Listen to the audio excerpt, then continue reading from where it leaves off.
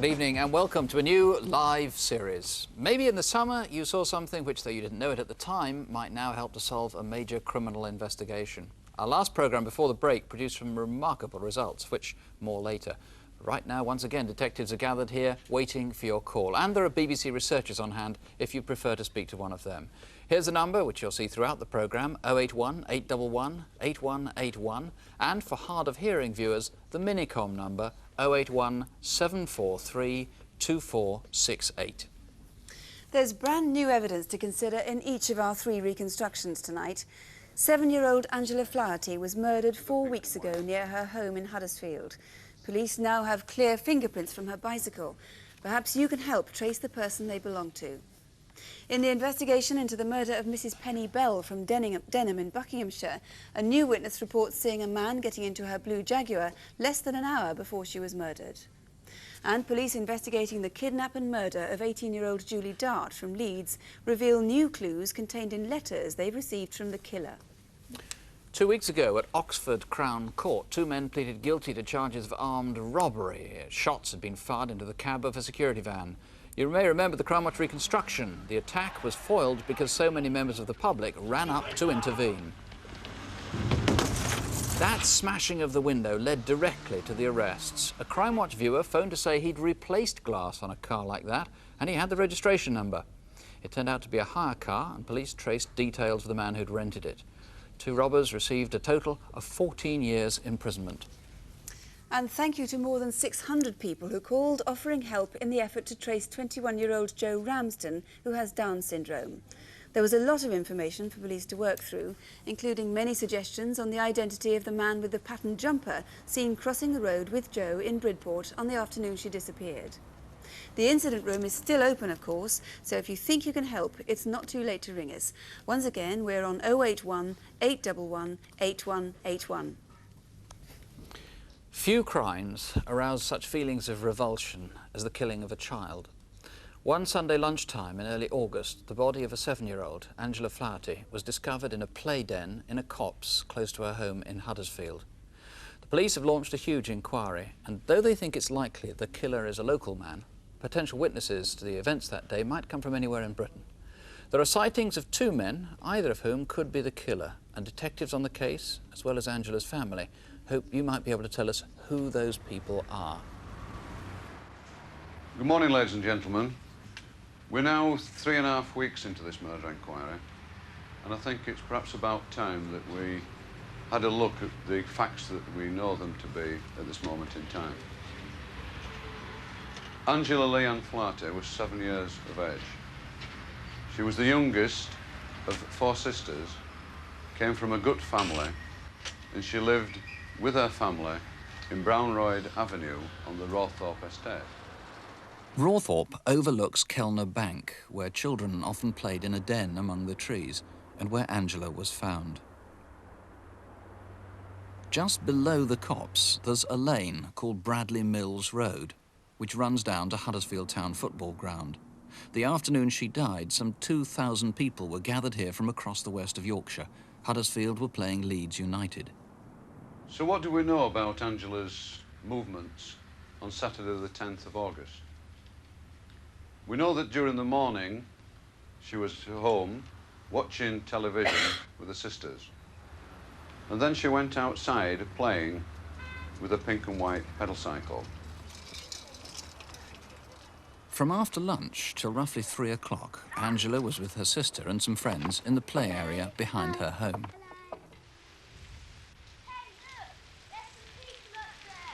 At 3, she was seen with a friend not far away at Rawthorpe Infant School. Can we come up?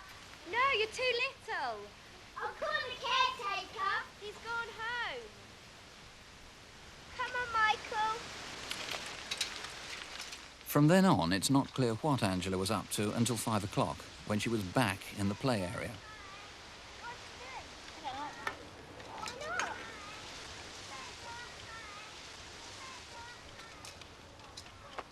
Sometime before 5:30, she pedalled off behind some houses above the slope of Kellner Bank. She wasn't seen alive by her family again. Around 10 to 6, Susan Duncan was driving home from the market where each Saturday she sells clothes. Her route brought her right behind the cops as she made her way up Bradley Mills Road. When he landed, he lost his balance practically, and he started running up the hill hell for leather, as if somebody was after him. He looked about age 16. He had fair complexion. He was of medium height and wore all beige clothing, and his T-shirt wasn't of the baggy type. It was close-fitting, and I could see his waist quite clearly, which in my opinion looked to be 28 to 30 inches. He was extremely slim. This man may have been there for some very innocent reason, but he could be our killer. It is vitally important that we trace this youth and interview him. Sometime before 8, more than 2 hours after Angela had cycled off, Tom Smith and his sister Kate were driving down the hill behind the cops. I saw him stood looking back into the woods where he just jumped from. I just thought it was funny. Black hair, medium weight, blue jeans and a grey-white coat with a blue stripe down the arm. What we are wanting to do is desperately trace those two unidentified men. We must press on with our inquiries in the Rawthorpe estate and on the estate at the bottom of Kilnabank. There are 692 houses on Rawthorpe estate alone. Every person over the age of 5 has to be interviewed, and over 80 officers have been drafted in to help. Did you know Angela Flaherty? Yes, I did. Could you tell me the time and place you last saw Angela? Around about 5:15 Saturday afternoon. That was on the 10th of August. Yes. Did you know Angela? Yes, I did. And how did you know Angela? My son Michael used to play with her. Have you ever visited a den on Kilnabank? Only when Michael took me down there. Did you see any girl answering Angela's description on Saturday the 10th? Every male over the age of 10 who lives in the community is being asked to account for his movements on the day of the murder. Each story then has to be verified carefully. Detectives strongly suspect the killer will turn out to come from Angela's own neighbourhood. The reason I believe that the killer is going to be a local man is due to statistical research, and in many inquiries of this nature, it has been found that the man has been a local. I've also got to bear in mind, of course, the scene where Angela's body was found. It was in a copse, in a den which was used by local children, and it's obviously very important to believe that the man must have known about that den. If Crimewatch viewers lead police to individual suspects, then forensic evidence is likely to convict them or eliminate them from the inquiry. Angela's bike was found close to the body and it's been subjected to minute examination. A single fibre has been found, which could come from the attacker's clothing. Some new high-tech analysis is being done to gather microscopic clues, but plain old-fashioned fingerprinting could still provide the crucial incriminating links. We have now taken fingerprints from Angela's friends, Angela's family, and any person that we can find who had a legitimate access to that particular bicycle. Some of the prints have been identified as coming from Angela's friends and family. However, there are still other, as yet unidentified prints, and I'm very hopeful that these are in fact the marks left by her killer. Peter Bottomley, there's no doubt how best Crimewatch viewers can help, and that's identifying the two men seen at the bottom of Kilnabank jumping into the road. The first one seen by Susan Davis at about 10 to 6. Tell us what we know about him, how viewers might recognise him. This man is 16 to the early 20s. He's 5'8", he's slim build, he's got collar length brown hair. And he was wearing light-coloured casual clothing and running away from the scene at a very, very fast speed. Now, and although Susan Duncan said he was about 16, a second witness thought he was older. That's correct, yes. And the second chap who was seen by Tom and Kate Smith, this is a couple of hours later, about 7:45. We still haven't found him. He is in his 20s, 5'10", collar-length, dark hair, and was wearing blue denim jeans and a grey jacket.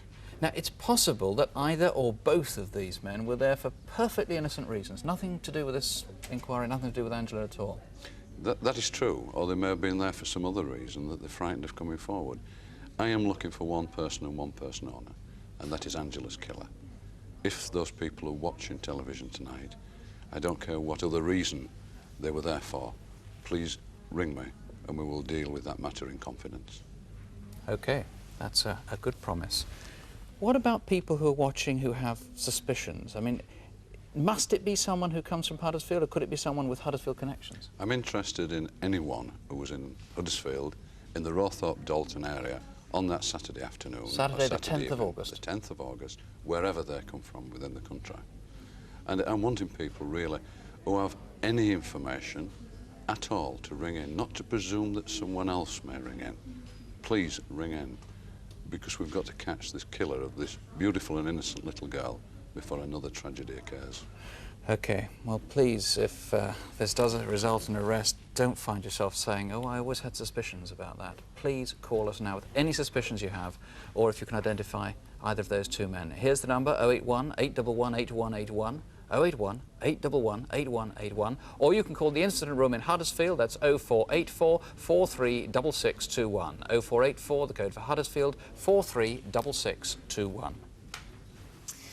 Well, more news from previous programmes now. In each of two recent rape inquiries, the victim courageously worked with the Crimewatch team in making the film.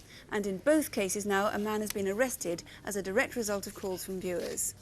On one case, in May, we reported on the rape of a Scottish woman in Peterborough, and a man is now in custody awaiting trial. In the other case, last October, a 17-year-old girl was abducted in Ealing and raped by a man who had a Londonderry accent and was driving a distinctive red Cortina car. Do you want a cigarette? Thanks. John! Well, while the programme was on the air, a viewer contacted us, giving detectives an address where that car would be found. We also received a call from another woman who'd been attacked by the same man. Last month, a man was found guilty at St Albans Crown Court on 2 counts of rape and 1 of abduction. He received a sentence of 7 years for each rape and 3 years for abduction, to run concurrently. Another viewer rang with an address for a man detectives had appealed for on photocall in connection with a serious assault. Police called at a house in Wakefield just after Crimewatch Update had come off the air, and a man has now been charged with rape. And a viewer put a name to another photocall face. A building society robber in West London has now been arrested and charged with robberies in London and East Anglia. Well, let's see if we can have as much success with this month's photocall. To take us through the faces of Detective Constable Jackie Hames and Superintendent David Hatcher. The International and Organised Crime Branch at New Scotland Yard need your help to find William and Christopher Schaefer.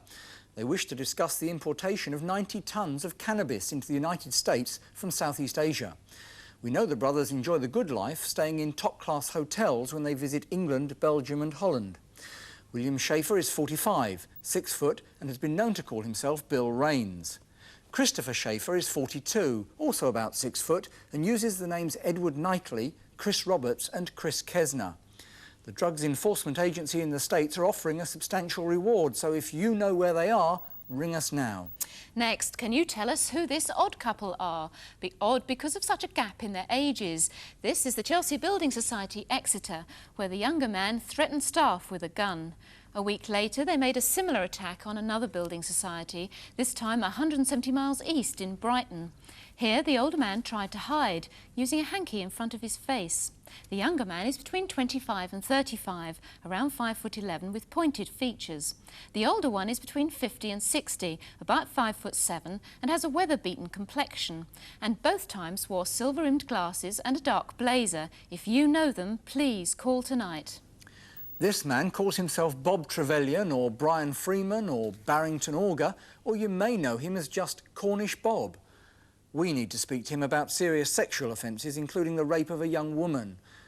This home video was taken at Christmas. We know that up until May this year, he was living on a houseboat on the Grand Union Canal in Brentford, Middlesex. But where is he now? He's 51, 5'8", with greying brown hair. He's an outgoing character who enjoys a drink and may look for work at boatyards. If you've come across him or know where he is now, then please call us. Finally, can you help us identify two men? It was on a Monday night in July when security cameras caught them strolling into a factory in Hertfordshire. Staff at Crossfield Electronics, Hemel Hempstead, arrived at work the next day to discover 7 of their computers, worth over £40,000, had been unplugged and taken. We'd like to talk to these two men as they might be able to help us. The first man is in his mid-20s and has a Middle Eastern appearance. The second man is about the same age. He has longer hair and tattoos on both of his upper arms. If you think you know them or any of our other photocall faces, please call us tonight. And there's the number, 081 811 8181. If there's anyone you think you recognise, 081 811 8181. The murder of Penny Bell earlier this summer made national news headlines. Now, 3 months on, the motive for her death remains a mystery.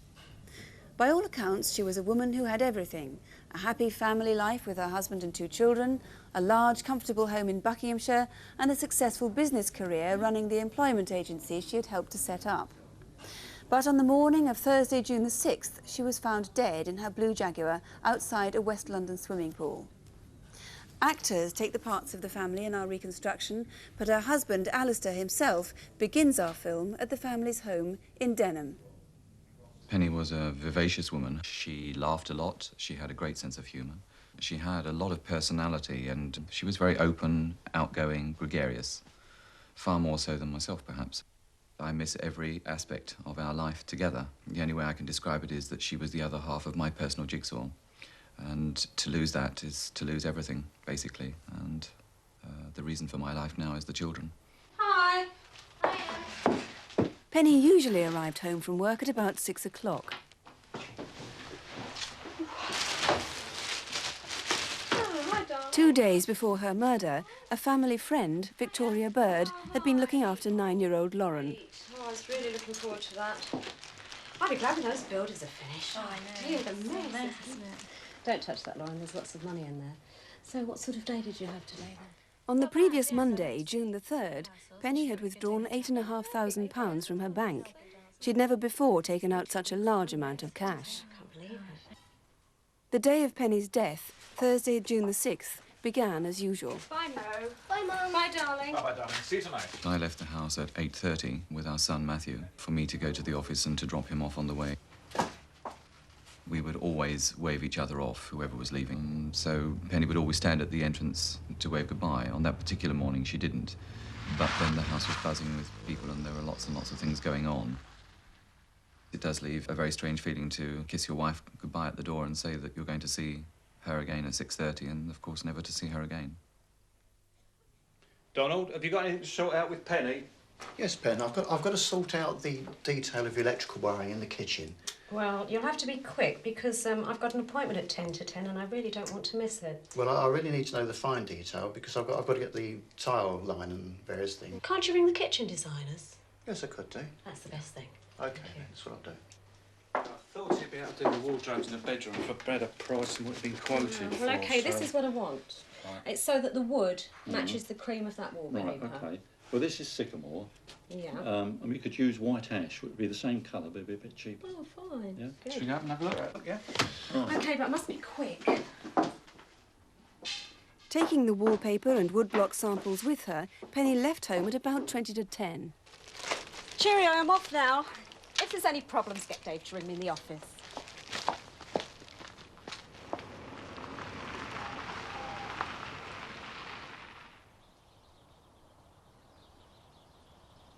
This is Black Park in Iver, a 5-minute drive from Penny's house.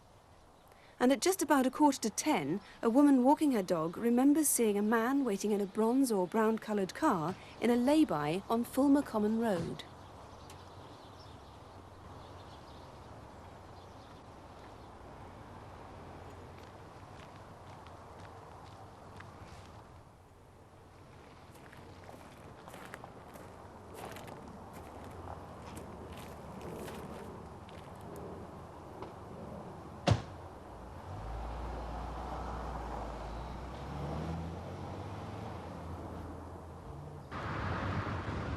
Penny's usual route to her office in Kilburn was along the A40. But it was in Greenford, shortly before 10:30, that a lorry driver saw a car like Penny's. Chris Lamport remembers a blonde woman driving very slowly along Greenford Road. There was a male passenger.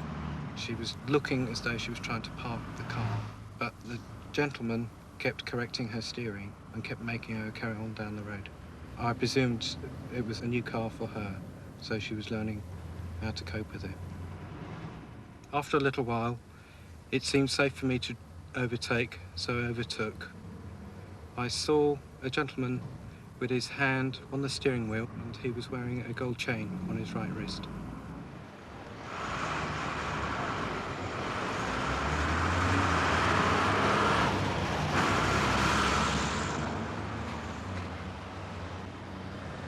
A mile further up Ruislip Road East is Gurnell's swimming pool. After 10:30, several people remember seeing Penny's blue Jaguar in a secluded part of the car park.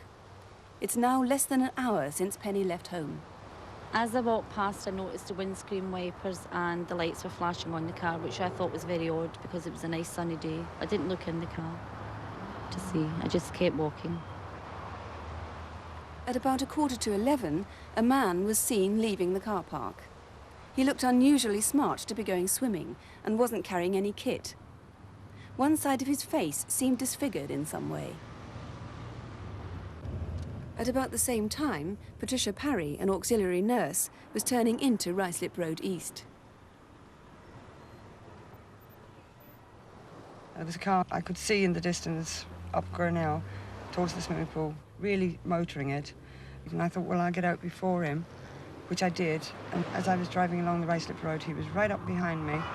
He flashed me, hooted me to get out of the way, and I was angry because he was just driving so fast. I thought, well, I'm not letting him pass.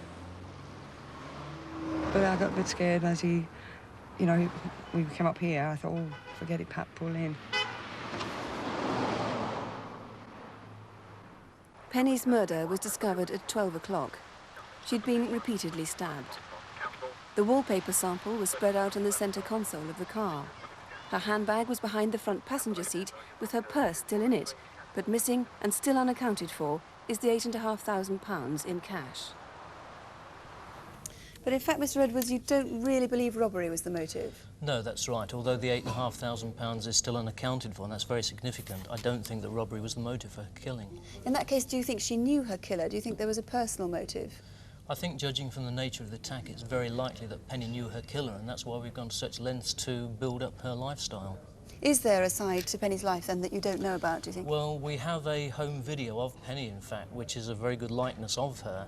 And from all our inquiries that we've been able to make, we know that she was happily married, a successful businesswoman, and to all intents and purposes, no motive whatsoever for killing her. So if anybody out there tonight does know more about her, please do ring us. That's right. Now, this is the wallpaper which was spread across the Jaguar's central console when she was found. What do you think the significance of that was? Why do you think it was open there?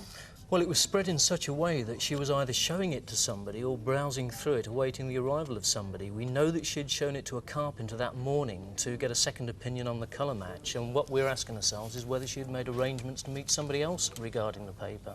Certainly we know that she told the builder she had an appointment at 10 to 10, and that could very well have been the man that was seen in the lay-by at Fulmer Common Road. Yes, the timing is certainly consistent with that, and also the witness is fairly confident that the woman she saw was Penny. If it wasn't Penny, then we would like to hear from both of the drivers for elimination purposes, obviously. What was the description of the man the witness saw? He was about 5'10" tall, 48 years old, medium build, light shirt and dark trousers.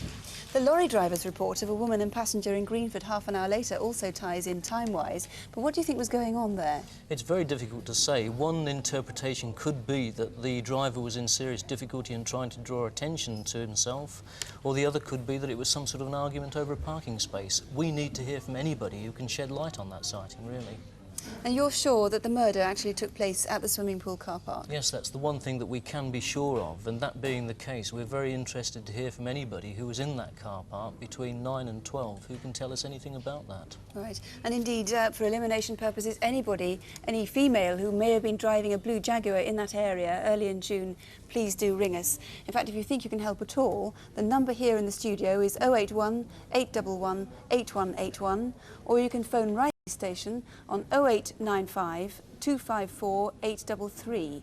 That's 0895, the code for Ruislip, 254 833. Calls coming in quite heavily just at the moment. One of the surprises so far is that a number of them have been about Joe Ramsden, the 21-year-old with Down syndrome who disappeared from Poole in Dorset much earlier this year. We just gave a reminder and an update on that earlier on in this programme. Several addresses to be checked out from Photocall, and some places no doubt will be visited this evening. On the Angela Flaherty reconstruction, several calls giving possible names and addresses throughout the north of England, one actually quite far down to the south too. Well, thanks to viewers to our programme in June, I can report a result on an incident desk case. A man has been arrested for a series of violent sexual assaults on women in Birkenhead. He's now been charged with 3 counts of rape and 2 of indecent assault. Well, let's try and do as well again tonight with some new appeals in brief. Here again are Jackie Hames and David Hatcher. On the 30th of July, an off-duty policeman witnessed an armed robbery on a Securicor van. It happened in St Leonard's Road, Northampton. The robbers drove off in this Golf GTI, and as the officer tried to block their way, they shot at him. Luckily, he wasn't hurt. The 2 men were both dressed in sports gear. The younger man was between 20 and 25, about 5'8", and a slim to medium build. The other man was between 30 and 40, 5'10" to 6 foot, and had a pot belly. So, if you think you recognise these 2, please call us now. Next, a fire in south-east London that led to a murder inquiry. This is a disused warehouse in Copeland Road, Peckham, and it's 11 p.m. on August the 8th. After the fire brigade had put out the blaze, they discovered the body of a man who'd been beaten over the head before being doused with petrol. We think he's between 40 and 60 years old, 6 foot tall, had brown hair which was going grey and receding, and these distinctive whiskers. He also wore dentures. His dark suit had this handwritten mark on the trouser label: Fenton or Fento, Jen Hoss. If it is a hospital, we can't find it. Maybe you know what it means. If you think you know anything that will help the murder team, ring us now. And if you know who this shopper is, you could help solve a robbery. At midnight on Sunday the 4th of August, the manager of a Thomas Cook Bureau de Change was hijacked at gunpoint outside his home in Ash near Margate, Kent. 2 men forced him to drive over 100 miles to his office in Newhaven and hand over £35,000. One of them may have been caught on camera in the village supermarket in Ash earlier in the day. And this is an e-fit of one of the hijackers. Pretty similar, isn't it? He's about 30, 5'8" inches tall, and the other man called him Ton Up. This is the man who had the gun. He's about 6 foot tall, well built, and kept using the slang word kushti. In fact, both men have London accents. If you think you recognise them, please call us. There's a £10,000 reward. Next, we need your help to identify this man. In June, he abducted and raped an 11-year-old girl from Quorn near Leicester. He drove her around for over an hour before he left her in the Ashby Road area of Loughborough, 3 miles away. He's in his mid-30s, 5'9", with a slim face and fair hair. He had piercing blue eyes and a Scottish accent. His car is a white Mark III Ford Escort. It's a hatchback with grey and blue patterned seats, and it's about 5 to 8 years old. That's an A to D registration. If you can place a man like that with that car, please call us now. On Sunday the 25th of August, the annual Notting Hill Carnival took place. About 1 million people went this year, and as usual, it went with a swing. But later that evening, something happened which marred what would otherwise have been a fairly trouble-free carnival. The murder of scientist Nick Hanscom. Nick had been at the carnival for most of the day, but just after 10 o'clock, like many other people, he was making his way home. Nick was stabbed by a group of men aged between 16 and 20 after being forced against a wall at the junction of Fernhead Road and Marburn Road. He died shortly afterwards. If you were in that area, you may have witnessed the attack without realising what was happening. So please do contact us if you feel you can help in any way with this or any of our other incident desk cases. And here's the number once again, 081 811 8181.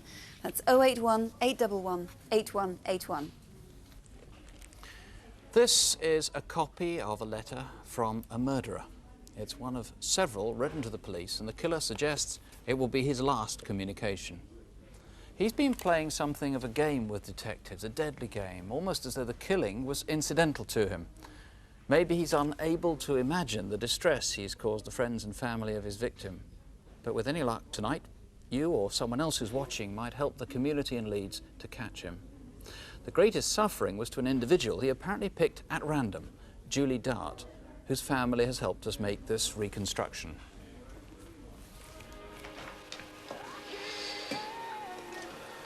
It's Tuesday the 9th of July, and Julie spent the evening with her boyfriend Dominic and two members of his family. So, Dom, when's your leg getting better then? As soon as possible, I hope. I hope so too. I want to go dancing. Well, so do I, but I can't on this leg, can I? Well, then you shouldn't get so drunk in future, then, should you? And it was just me that was drunk, was it? Well, I was influenced. Hey, listen, you should take him to pictures. Oh, yeah? Julie, do you fancy going to see that film, that Madonna film, In Bed with Madonna? Yeah, I'd love to. No. Yeah, we can get the tram down there in a couple of weeks. Oh, yeah? What are you on about? They're introducing trams to Leeds. No, it's not a tram, it's a monorail. No, still a tram. It's a monorail. Julie, she was just a nice, pleasant, everyday 18-year-old girl. She was happy, bubbly, honest, and very, very trusting to people. She was just that sort of person. She'd go out, she liked to drink, she liked dancing. She went to the karaoke, she enjoyed it, she enjoyed singing. She couldn't sing, but she enjoyed going and joining in. Just about a month before she died, she started changing her hairstyles and trying different makeups and just growing up. She coloured her hair and then she put it back to her own colour because I said I didn't like it, really. She didn't have any problems at all as far as we were concerned. None at all. She was just happy, go-lucky, just as she always was. That evening, at about 7:45, Julie left for work. Well, I'm off to work then. She told her boyfriend and her family she worked at the LGI, Leeds General Infirmary.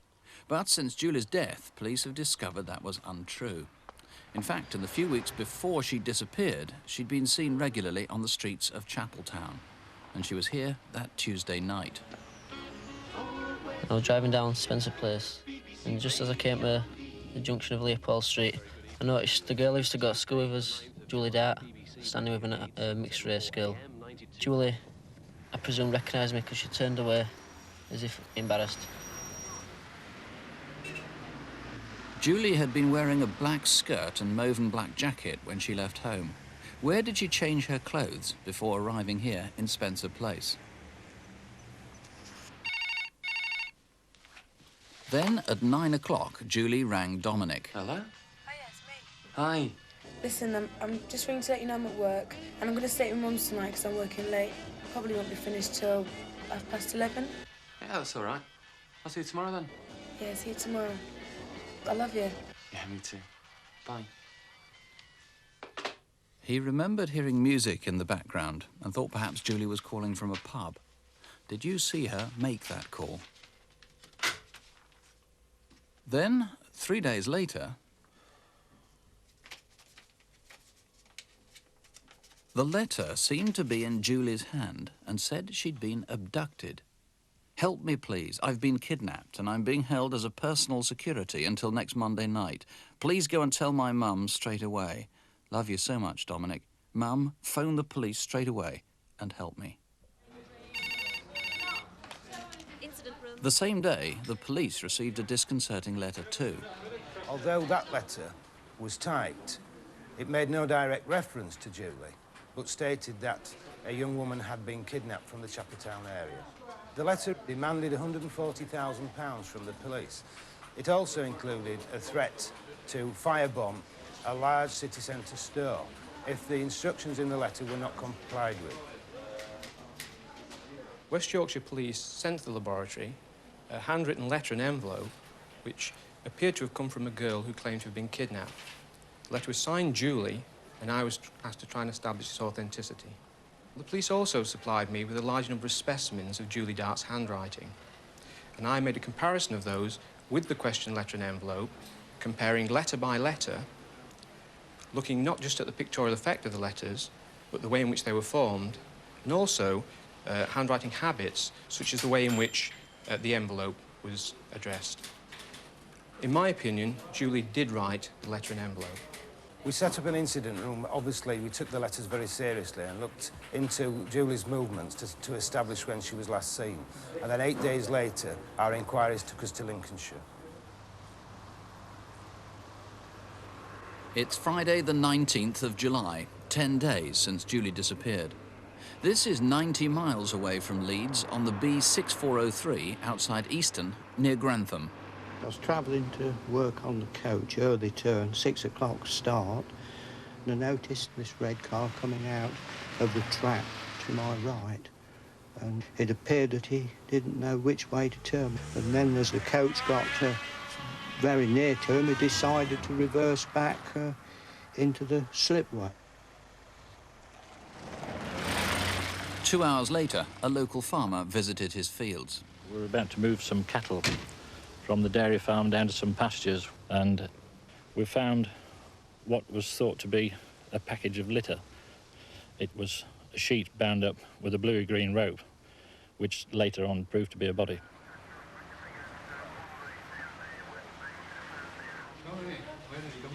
In the days and weeks that followed, Leeds police received 5 further letters. The killer was tantalising the detectives, threatening to take a further hostage and demanding money. He set up rendezvous, but he never kept to his arrangements. The Forensic Science Service has maintained for many years, in fact since the 1930s, a large collection of type styles from thousands of different machines. On comparing the question typescript with specimens, I found that it corresponded most closely with the specimens from Olivetti manual type bar typewriters. There is quite a lot of damage to the typeface itself. The figure 0 has a large portion missing at the bottom left-hand side. The capital letter P has the top serif missing, which can be seen best if we compare it with an undamaged specimen. And also, a portion is missing out of the very middle of the lowercase f.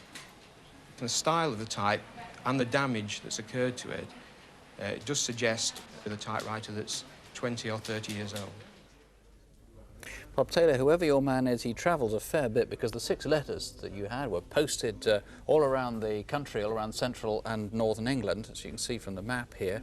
One of those letters on the envelope, perhaps he gave you a clue he hadn't intended to give. That's right. On the second letter posted in Leeds, there was an indentation on the envelope.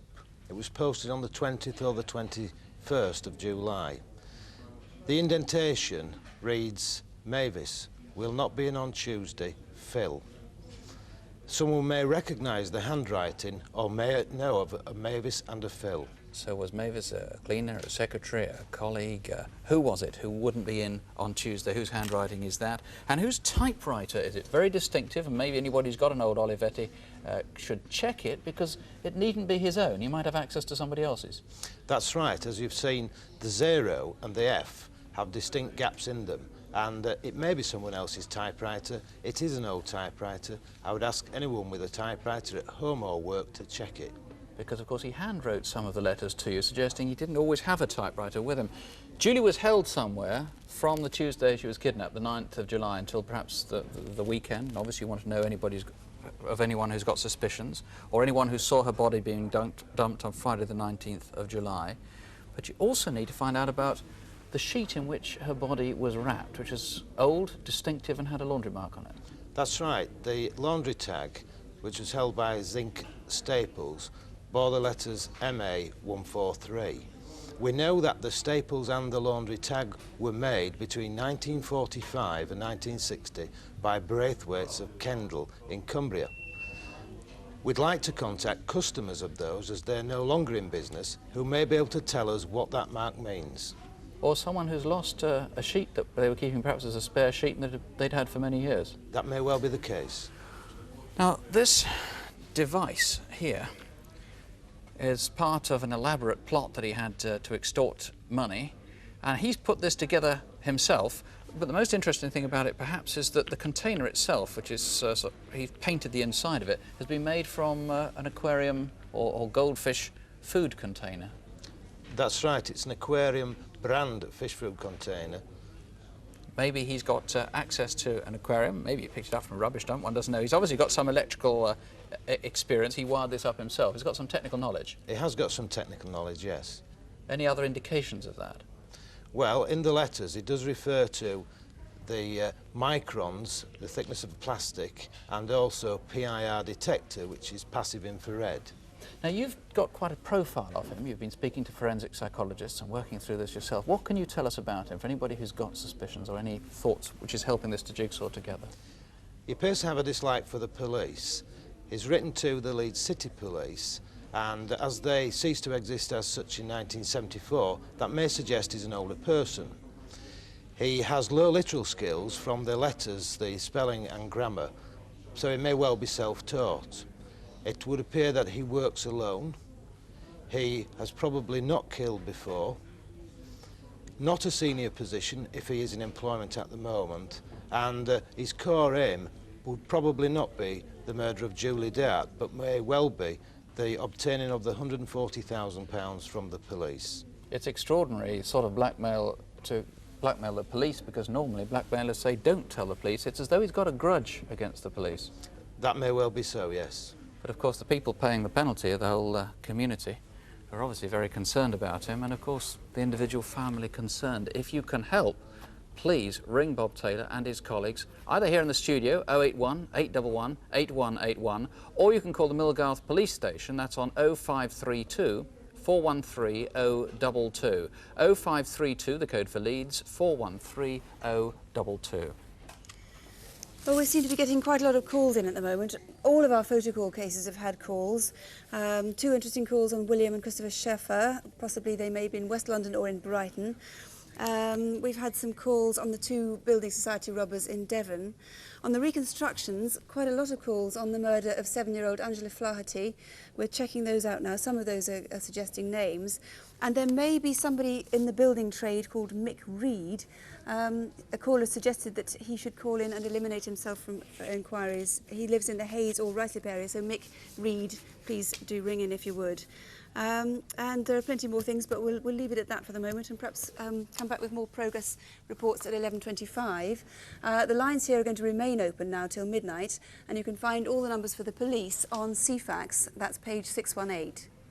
Finally, just before we go, on a slightly less serious note, police in Sussex are looking for Mildred. She's aged 40, she's quite distinctive. She has, in fact, had major bodywork repairs. Her damaged left side shell has been patched up with fiberglass.